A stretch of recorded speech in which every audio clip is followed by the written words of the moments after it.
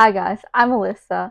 So summer will be here in 2 weeks, so today I'll be recommending 5 books you should consider reading this summer. First book on the list is Unbroken by Hillenbrand. This is a World War II biography about Louis Zamperini, and it follows him from when he was an Olympian athlete to later when he joins the Air Force. And during his time in the Air Force, when his plane goes down, he gets stuck on a raft and is later brought into a Japanese POW camp. I'm recommending this book for summer because the first third of this book has summer carefree type vibes to it.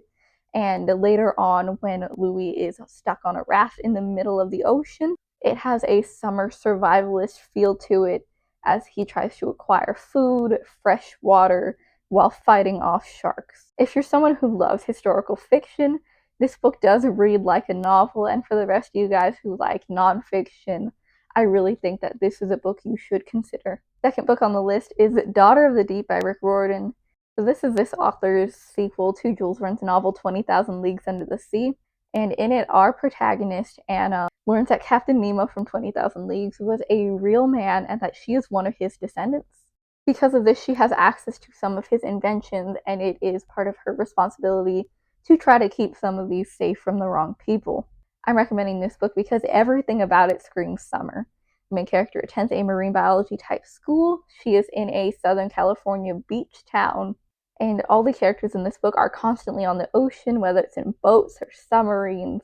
It is also a middle grade book, which makes it an easy read. So if you've read a lot of difficult books during the year and your mind just needs a break, then this one is worth considering. Third book on the list is A Tree Grows in Brooklyn by Betty Smith. This book follows our protagonist Francine as she navigates life growing up in poverty in Brooklyn during the early 1900s. So I'm recommending this book for summer for those who want a more slower paced, relaxed beach read. It has a great, vivid description in this book, and it also encourages its readers to take time to slow down and enjoy the little things around them, something that would be great to focus on this summer. Our fourth book on the list is The Last Night by Hilari. So this book has a very similar premise to Don Quixote, but it is written for a modern audience.